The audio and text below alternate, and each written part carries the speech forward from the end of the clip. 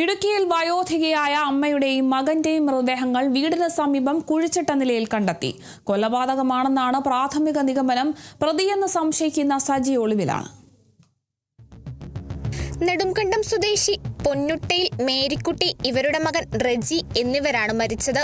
മേരിക്കുട്ടിയുടെ ഇളയ മകൻ സജി ഇരുവരെയും കൊലപ്പെടുത്തിയ ശേഷം മൃതദേഹങ്ങൾ മറവു ചെയ്തതാകാമെന്നാണ് പോലീസ് നിഗമനം.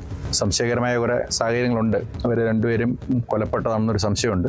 അപ്പോൾ നമുക്ക് സംശയിക്കുന്നത് അവരെ കൊലപ്പെടുത്തി ഇവിടെ അടക്കം ചെയ്യുന്നൊരു സംശയമുണ്ട്. നമ്മൾ ബാക്കി അന്വേഷണം തുടരും. ഏതാനും ആഴ്ചകളായി മേരിക്കുട്ടിയെയും മകൻ റെജിയെയും നാട്ടിൽ കാണാനില്ലായിരുന്നു. ഇതോടെ മേരിക്കുട്ടിയുടെ മകൾ നെടുംകണ്ടം പോലീസിൽ പരാതി നൽകുകയായിരുന്നു. പരാതിയുടെ അടിസ്ഥാനത്തിൽ നെടുംകണ്ടം പോലീസ് ഇവരുടെ വീട്ടിലെത്തി പരിശോധന നടത്തി. വീടിന് സമീപത്ത് കൃഷിയിടത്തിൽ മണ്ണിളകി കിടക്കുന്നത് കണ്ടതിനെ തുടർന്ന് നടത്തിയ പരിശോധനയിൽ മൃതദേഹാവശിഷ്ടങ്ങൾ കണ്ടെത്തി. തുടർന്ന് ഉന്നത പോലീസ് ഉദ്യോഗസ്ഥരുടെയും പോലീസ് സർജന്റെയും സാന്നിധ്യത്തിൽ നടത്തിയ പരിശോധനയിൽ 2 മൃതദേഹങ്ങളും കണ്ടെത്തി. മൃതദേഹങ്ങൾ അഴുകിയ നിലയിലാണ്. 15 ദിവസത്തോളം പഴക്കമുണ്ടെന്നാണ് പ്രാഥമിക നിഗമനം.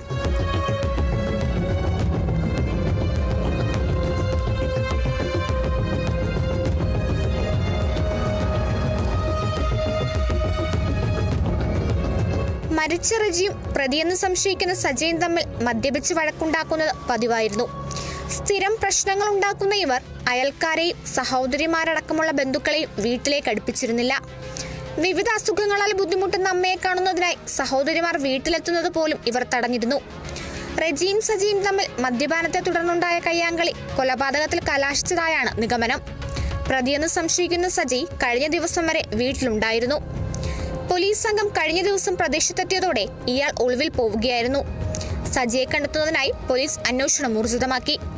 Kerala vision news, Idukki.